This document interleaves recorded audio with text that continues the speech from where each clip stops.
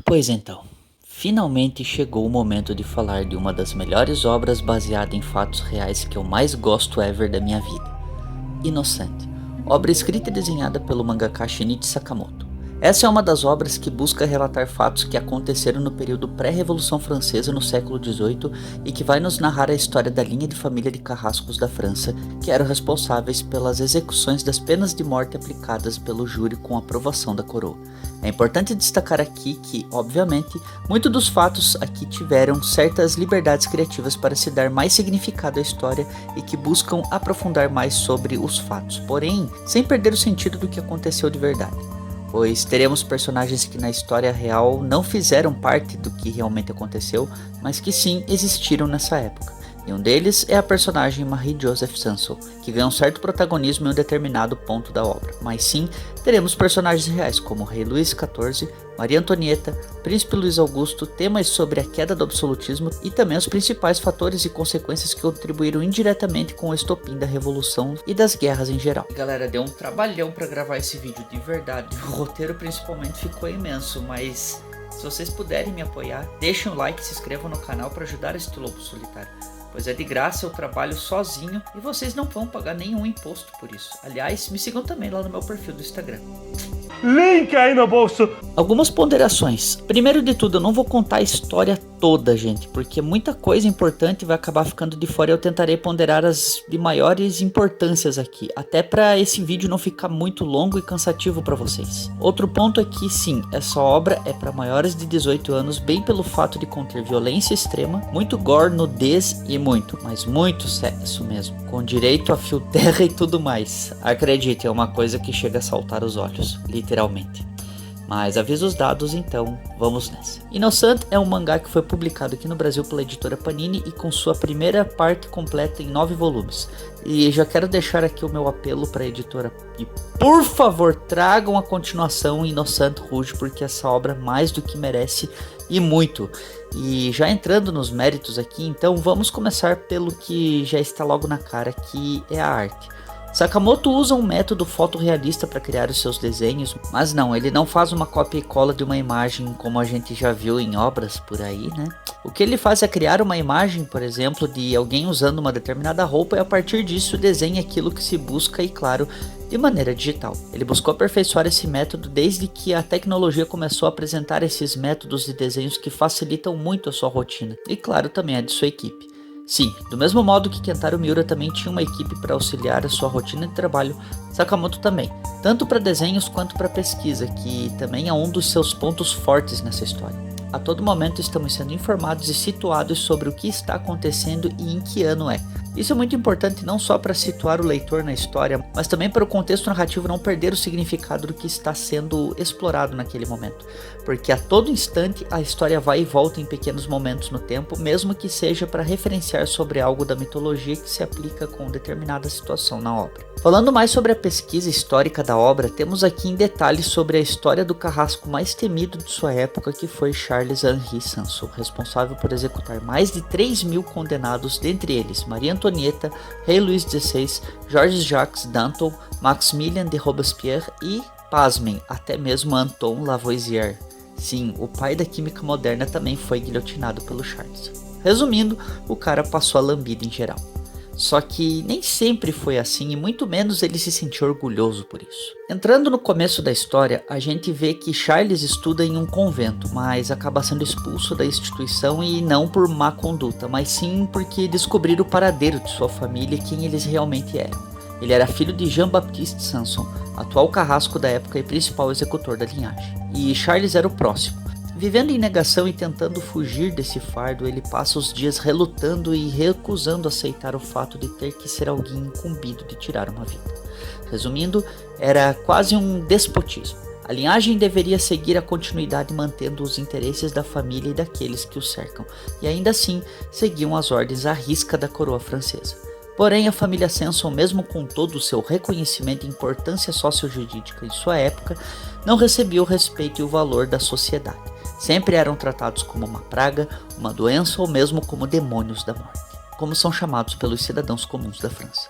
Para vocês terem ideia, as pessoas tinham repulsa dos Sansos ao ponto de cuspirem e jogar objetos e sujeiras neles por conta do que fazem. E esse também é um dos motivos que alimenta a negação de Charles de ter que fazer parte desse cargo. Mas algo que também é importante de se falar aqui é que os Sansons não eram apenas carrascos, eles também eram dotados das práticas de conhecimento da medicina de sua época, onde a família tinha a oportunidade de utilizar os cadáveres de pessoas que eram mortas nas execuções e de pessoas que acabavam morrendo de doenças para se estudar a causa-mortes daquela pessoa. Além também de estudar a anatomia corporal, onde buscavam meios para poder aperfeiçoar os métodos de execução. A recusa constante de Charles acaba culminando em uma sessão de tortura contínua chamada de brodequim, ou botas amarradas, que é um tipo de tortura onde as pernas são comprimidas por madeiras até não sobrar espaço, dificultando a circulação do sangue e causando uma dor insuportável. A história trabalha a descrição de detalhes das torturas de uma maneira biológica e anatômica que fazem com que a gente chegue a sentir a dor de quem está sendo torturado.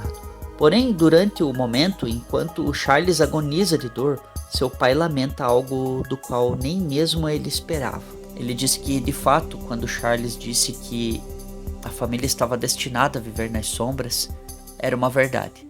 Mas, tanto para ele quanto para o Charles, nascidos na família Sanson, só os restava viver cortando a cabeça das pessoas. Esse momento de identificação de ambos faz a gente perceber que muitas vezes, para se ter a vida que se espera, você precisa fazer algo do qual não te faz tão bem, mas que te proporcione uma certa mordomia. Isso é algo interessante porque nos dias de hoje, muitos profissionais de determinadas áreas de trabalho se sujeitam a realizar tais atividades e trabalham horas extensas em suas profissões, ou mesmo possuem outro vínculo para ajudar a complementar a remuneração mensal. E com isso, tem uma vida mais instavelmente segura, financeiramente falando, mas não sobra tempo para usufruir desse ganho. Resumindo, a gente se sujeita a certas coisas para podermos proporcionar pequenos prazeres dos quais nem sempre podemos ter tanto proveito assim, ou em alguns casos seremos sujeitos a algum ônus por conta disso. Mas voltando, essa situação é o ponto de partida de onde Charles começa a se preparar para ser realmente o sucessor do seu pai.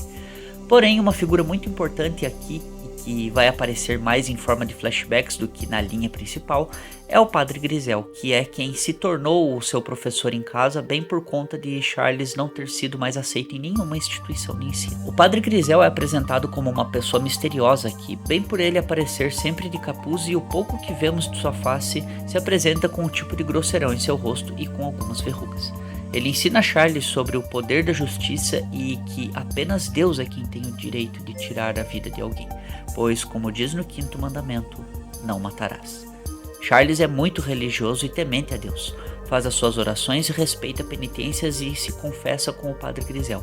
E também foi quem o ajudou a moldar parte do seu caráter, e por mais curta que tenha sido a presença dele na história, foi de tamanha importância por conta de sua influência e ensinamento nessa fase de sua vida. O tempo passa e Charles continua seus treinamentos, porém seus pensamentos e questionamentos continuam lhe perseguindo e fazendo com que Charles, mesmo tendo aceito seguir a linhagem de carrascos, tenha uma parte de seu pensamento que ainda quer recusar esse fardo. Porém, chegou o dia de sua primeira execução pública, que é nada mais nada menos que um leão. É importante esclarecer que essa execução na verdade nada mais é do que um momento de exibicionismo por parte solicitado pelo Conde de Chartoz, que na verdade seria realizada pelo pai do Charles, se ele não tivesse tido um derrame ali mesmo, o que chamamos hoje de AVC. Mas Charles não quer matar um leão fraco e sem condições de se defender. E, meus caros, nesse momento Charles consegue contra-argumentar a situação ao seu favor e acaba não matando o leão.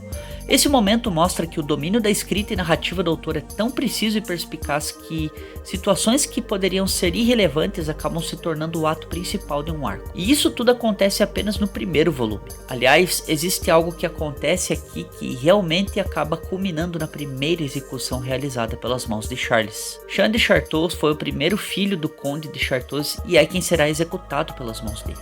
E nesse caso, isso vai ser ainda mais difícil para o Charles, pois alguns dias antes eles haviam se encontrado e algo acabou acontecendo. Os dois meio que tiveram um pequeno momento romântico. E não, a causa da execução não foi isso, e sim o fato de que foi encontrado em seu quarto uma Bíblia em inglês. Pois é, o fato aqui é que ele foi condenado não por acreditar em Deus, mas por possuir um livro divino na língua britânica, provando que ele seguia a igreja anglicana, e concluíram que ele seguia a religião protestante, cujo chefe era o rei da Inglaterra. Isso nessa época era tratado como traição à monarquia francesa, acreditem, só que existe um problema aqui.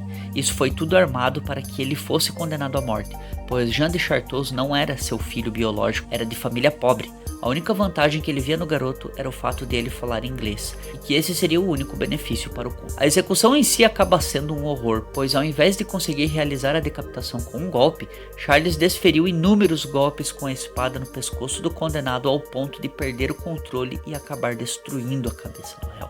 Isso obviamente deixa Charles muito frustrado e, claro, o seu pai também. Algo que é muito interessante na obra e em vários momentos que isso acontece é certas analogias com a situação. Por exemplo, antes de se começar a execução em si, existe um momento em que temos uma comparação anatômica da região cervical. E aqui eu usarei os meus conhecimentos da minha área, que é da enfermagem. A região cervical é dotada de 7 vértebras, denominadas de C1 a C7.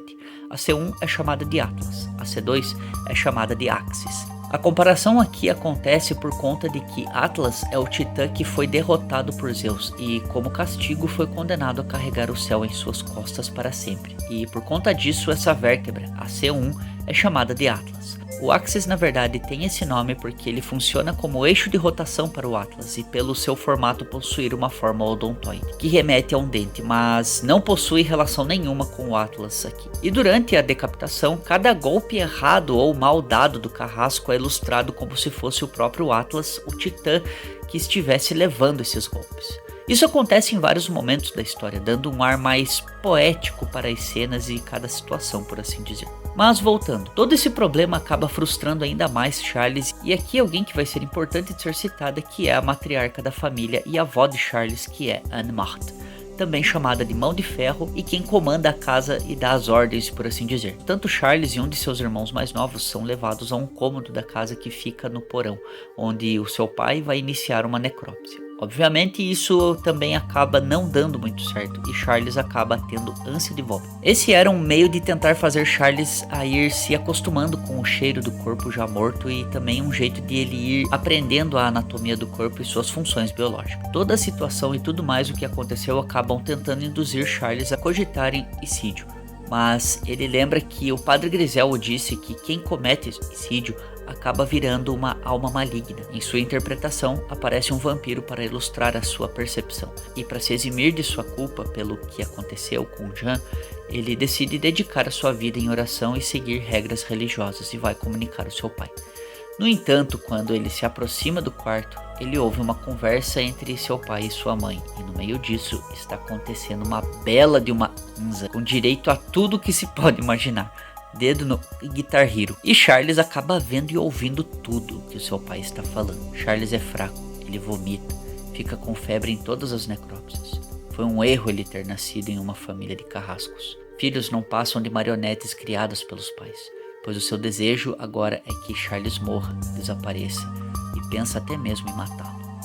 E isso meio que mexe com o psicológico de Charles, fazendo com que ele não fale nada ao seu pai. O tempo passa e ele começa a se tornar mais frio no controle e, de certo modo, com mais segurança de suas atitudes e tomando mais responsabilidades. Já está realizando execuções sozinho, até mesmo representando seu pai, que agora se encontra cada vez mais desgastado e debilitado por causa de seus problemas de coração. O tempo passa e com isso as crianças também vão crescendo, e com isso a história tem uma parte contada aqui que busca fazer um paralelo com a recém-nascida Maria Antonieta e a pequena Marie-Joseph Sanson, onde de um lado a família da arquiduquesa e futura consorte desejam a ela uma vida cercada de enfeites e rendas, e do outro lado Marie-Joseph está prestes a dissecar um pássaro enquanto fala: eu odeio laços e rendas, eu quero arrancar peles, quebrar ossos e enforcar pessoas.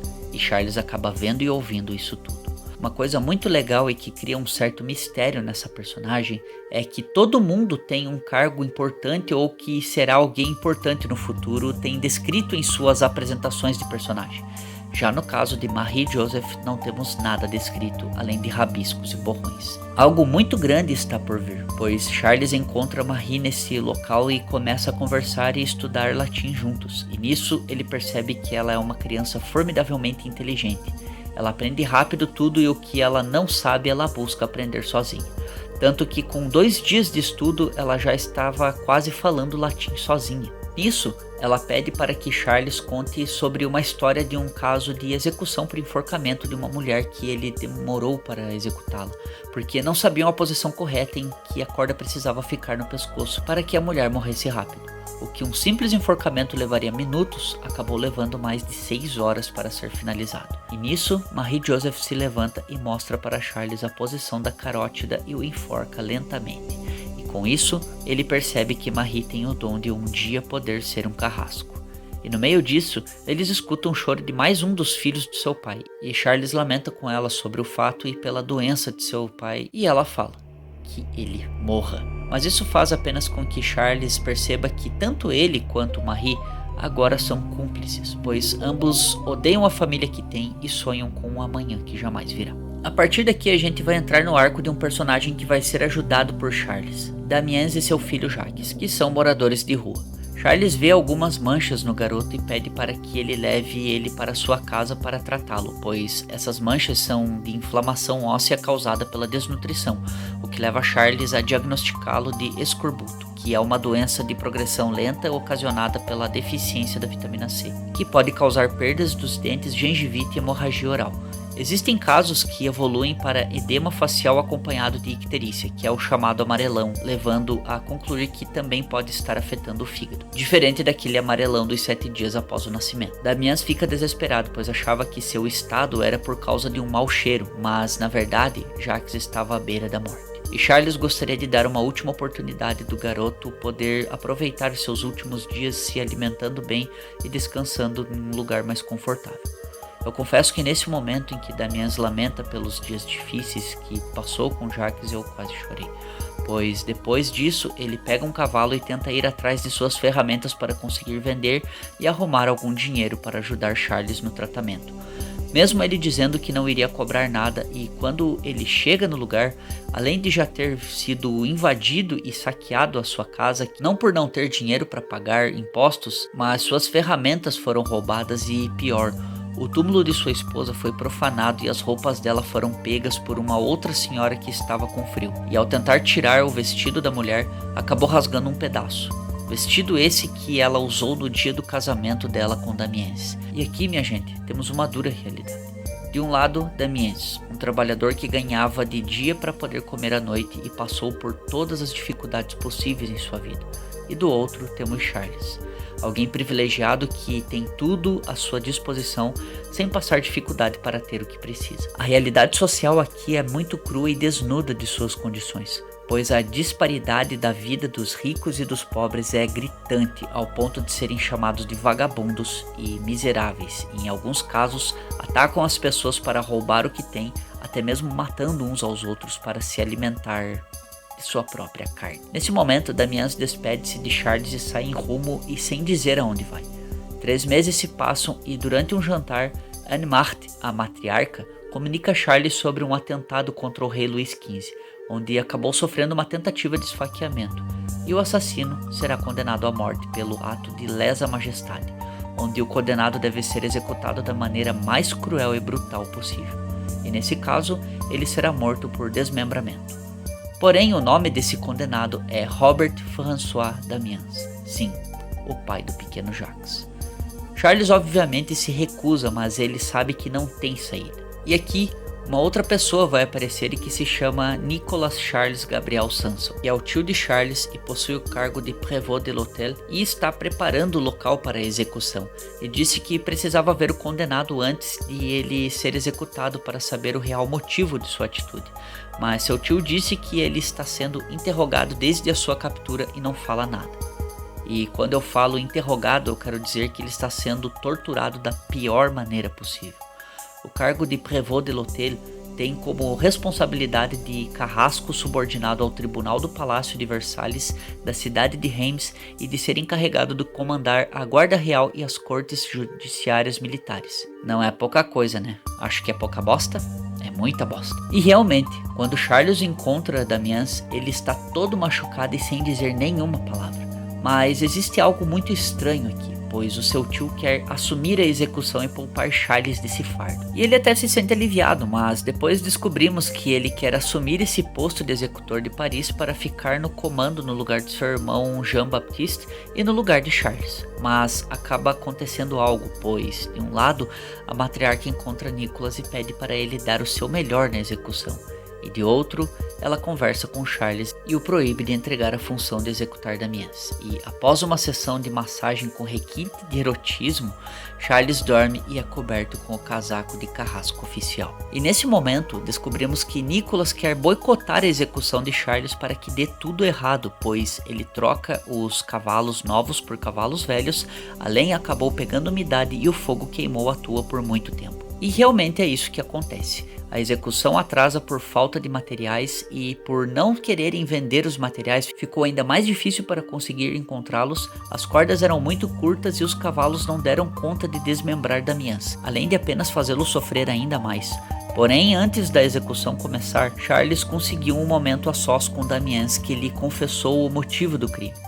Ele queria apenas saber se a cor do sangue do rei também era vermelho, pois nada justificava ele ter a mesma cor de sangue que um vagabundo e ter uma vida de privilégios. Não era justo eles comerem o resto enquanto ele ficava com a melhor parte, pois ele não era um deus, ele era uma pessoa comum. Ele tem medo e sente dor. Esse foi o seu crime, ser inocente. E para tudo ajudar e deixá-lo ainda mais desacreditado, ele descobre que o seu filho Jacques estava vivo, pois foi realizada uma cirurgia de emergência de amputação de sua perna direita e recebeu os tratamentos de forma adequada que culminou em sua recuperação, tudo realizado graças a Jean-Baptiste, e após isso ele foi adotado por um padre. A execução e os preparativos começaram e Damiens começa a sofrer com as manipulações de Nicholas, pois ao invés de seus membros serem arrancados, eles são apenas deslocados, lesionados ou quebrados. E por incrível que pareça, Marie-Joseph conseguiu escapar para assistir à execução, onde mesmo sem ver os membros serem arrancados, sente a emoção com o som dos gritos de agonia e desespero de Damiens, acompanhado do som dos ossos estralando enquanto eles quebram. Porém, ela percebe que seu irmão está com dificuldades e descobre um jeito de ajudá-lo. E é onde ela consegue uma tesoura emprestada e sobe no cadafalso e orienta Charles a cortar os tendões. E realmente funciona. Graças à perspicácia de Marie, a execução foi continuada e tudo terminou. Só que isso é algo que deixa a matriarca furiosa, pois é inadmissível uma mulher subir em um cadafalso e ordena que Marie desça de lá imediatamente. Porém, a pequena retruca dizendo para ela se calar e prosseguindo: "Em meu corpo corre o sangue vermelho dos Sansons. Aquele que não o possui deve se calar." Essa parte é realmente muito boa. Algo que eu comentei sobre a analogia de certos acontecimentos que funcionam de forma comparativa em um momento. Charles aparece tocando um violino e as cordas começam a arrebentar. Essa cena acontece ao mesmo tempo em que cada membro arrancado do corpo de Damiens é uma corda que arrebenta. A comparação dessa cena foi muito bem planejada e desenhada, assim como o ato de execução foi comparado a uma dança realizada entre Damiens e Charles. Uma dança da morte. No entanto, a atitude de Marie-Joseph acabou deixando a matriarca furiosa e, obviamente, a submeteu a uma sessão de tortura. Sim, mesmo crianças também eram submetidas a sessões de tortura na família Sanson. Porém, Charles ouve os gritos de Marie e corre imediatamente atrás dela para socorrê-la. No meio disso, a matriarca fala sobre a objetificação de uma mulher e o seu propósito na vida, dizendo que a função de uma mulher é apenas para dar filhos e que sem um homem elas são inúteis, pois sem os homens elas são inferiores ao gado que criam.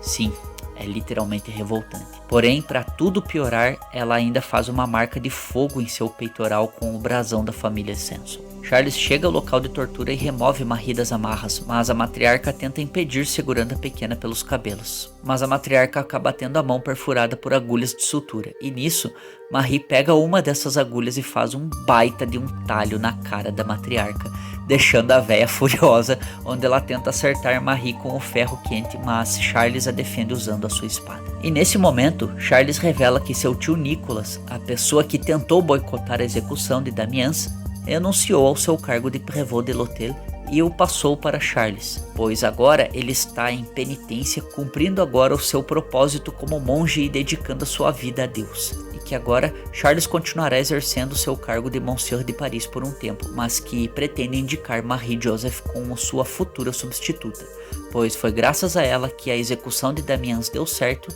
e que se não fosse por ela, os Sansons teria caído em desgraça, manchando o nome da família para sempre por conta de um fracasso. E assim o faz. Passam-se 5 anos e Marie agora com 12 anos já está se preparando para se tornar a substituta de seu irmão Charles, onde agora em sua descrição aparece como executora de Reims e subordinada do Prévôt de l'Hôtel e carrasco subordinado ao Tribunal de Justiça de Versalhes.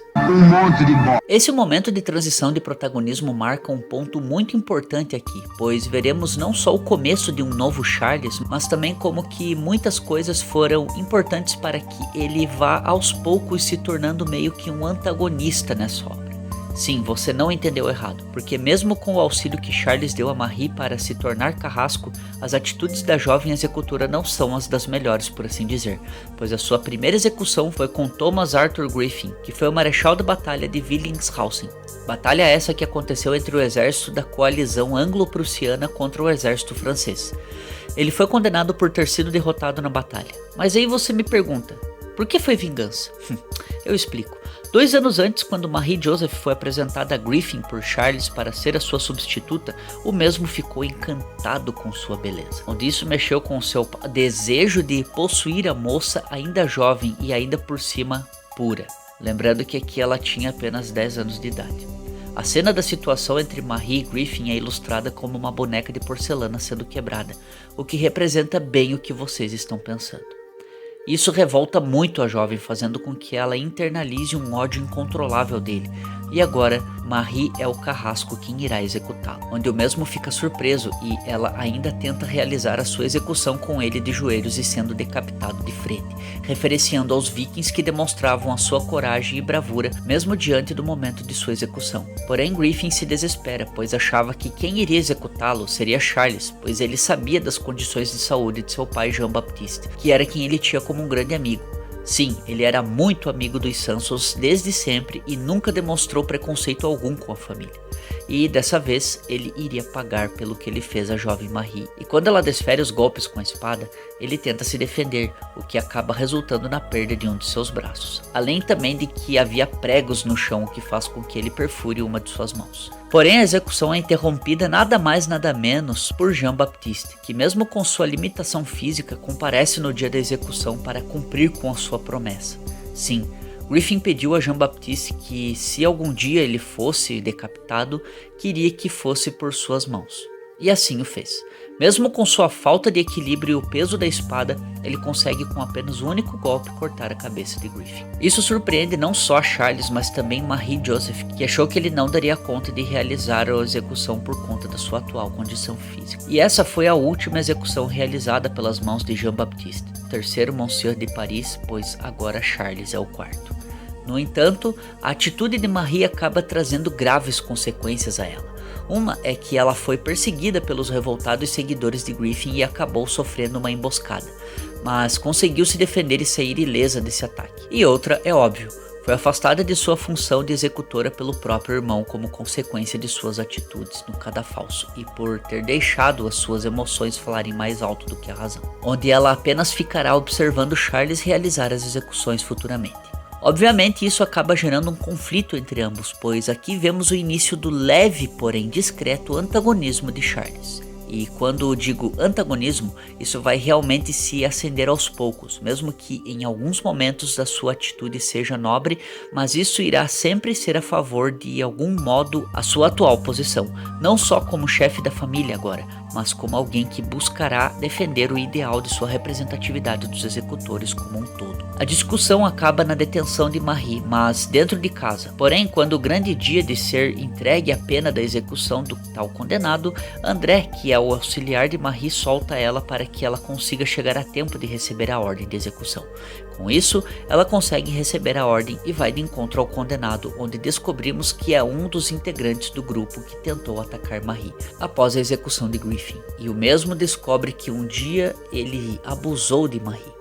Isso o deixa desolado e ao mesmo tempo encantado com a beleza da jovem, pois mesmo com todo o ódio que ele sentia dela e o desprezo pelo seu chefe já morto, também se entrega ao encanto de sua beleza, onde em um momento de conflito dos irmãos Charles e Marie, Georges de la Tour, o nome do condenado, decide ser executado pelas mãos de Marie.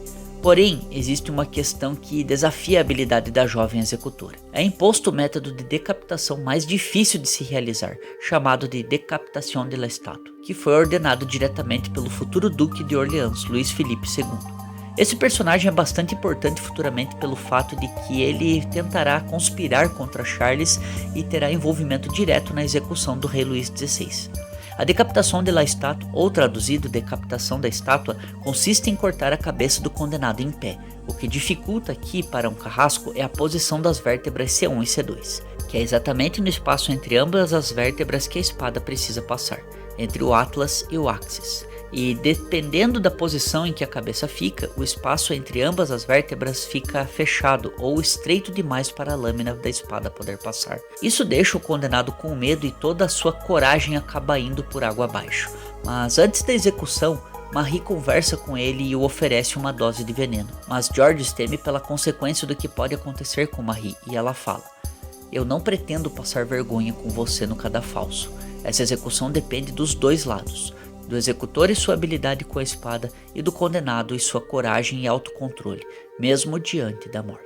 Se você não é um homem digno da minha espada, morra aqui e agora." Isso meio que acende a coragem do condenado e ele fala: Não irei demonstrar fraqueza diante de sua espada.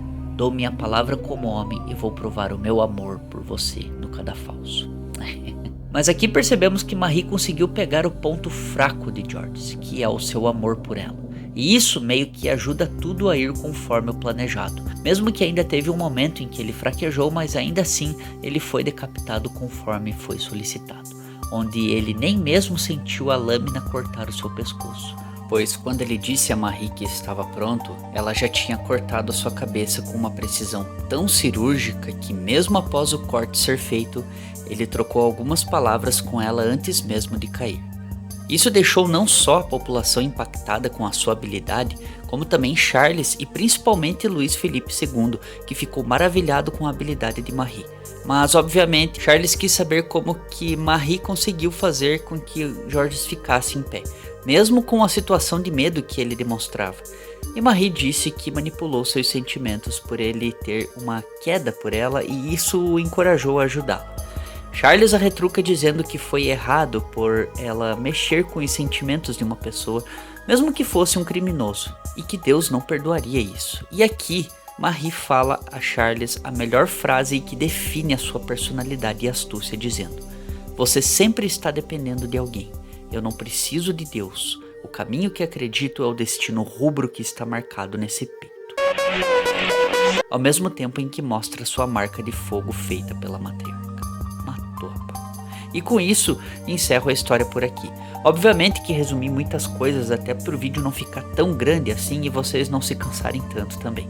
Após essa parte aparecerá a personagem da Maria Antonieta, ela e Marie Joseph irão se envolver e também muitas outras coisas interessantes que acontecem a partir daqui. E uma delas é uma sessão jurídica onde eles tentam incriminar Charles a ser condenado à morte, porém ele ainda assim consegue dar o seu jeito e dar a volta por cima de um jeito lindo demais, como somente Shinichi Sakamoto sabe fazer nessa obra. Mas então, já conhecia essa história? Ficou interessado? Deixe nos comentários a opinião de vocês, o que acharam, se pretende ler a história toda e se também querem que a continuação desse mangá venha para o Brasil. Essa foi uma das poucas obras que eu tive que ler a continuação por Sky e olha, as coisas só melhoram e ficam muito mais interessantes em Innocent Rouge. Não é esse Rouge que eu tô falando não, mas é isso. Deixem nos comentários o que vocês acharam, até quero saber a respeito se vocês gostaram desse formato de vídeo onde eu conto a história de uma maneira um pouco mais detalhada, né? Se vocês gostaram eu posso tentar pensar em trazer mais algumas outras histórias para vocês aqui também, tá? Falem sobre outros assuntos, qualquer coisa, mas como eu sempre digo, sempre com educação. Curta, compartilhe, comente e antes de ir tem 3 vídeos bem legais aqui. Um é sobre o filme Moonfall, outro é sobre o tempo de uma música e esse outro é sobre a banda Placebo. Muito obrigado por ver o vídeo até aqui. Vejo vocês na próxima. Beijo bela, abraço fera e tchau. Cuidado. pescoço.